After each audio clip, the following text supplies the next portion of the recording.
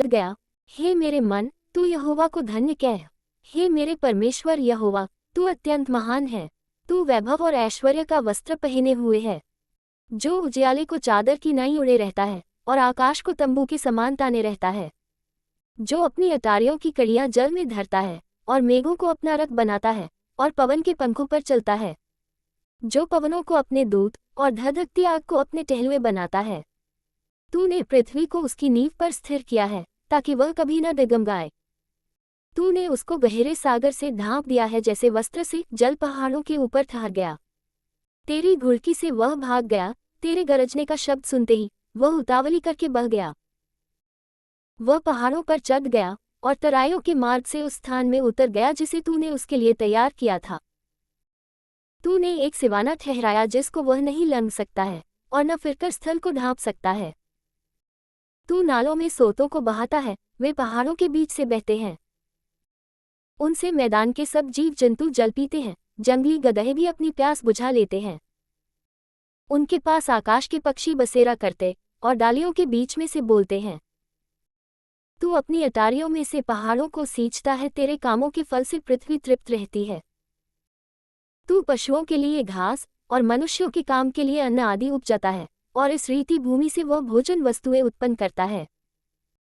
और दाखमधु जिससे मनुष्य का मन आनंदित होता है, और तेल जिससे उसका मुख चमकता है, और अन्न जिससे वह संभल जाता है।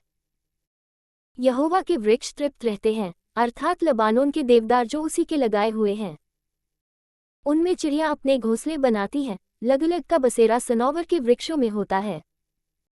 ऊंचे पहाड़ जंगली बकरों के लिए हैं, और चट्टानें शापानों के शरणस्थान हैं।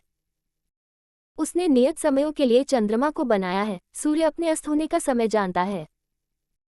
तू अंधकार करता है, तब रात हो जाती है, जिसमें वन के सब जीव जंतु घूमते फिरते हैं। जवान सिंह ऐर के लिए गरजते हैं और ईश्वर से अपना आहार मांगते हैं। सूर्य उदय होते ही वे चले जाते हैं और अपनी मांदों में जा बैठते हैं। तब मनुष्य अपने काम के लिए और संध्या तक परिश्रम करने के लिए निकलता है। हे यहोवा, तेरे काम अनगिनत हैं। इन सब वस्तुओं को तूने बुद्धि से बनाया है, पृथ्वी तेरी संपत्ति से परिपूर्ण है। इसी प्रकार समुद्र बड़ा और बहुत ही चौड़ा है, और उसमें अनगिनत जलचर जीव जंतु, क्या छोटे क्या बड़े, भरे पड़े हैं। उसमें जहाज भी आते जाते हैं, और लिव्यातान भी जिसे तूने वहां खेलने के लिए बनाया है। इन सब को तेरा ही आसरा है कि तू उनका आहार समय पर दिया करे। तू उन्हें देता है, वे चुन लेते हैं। तू अपनी मुट्ठी खोलता है और वे उत्तम पदार्थों से तृप्त होते हैं।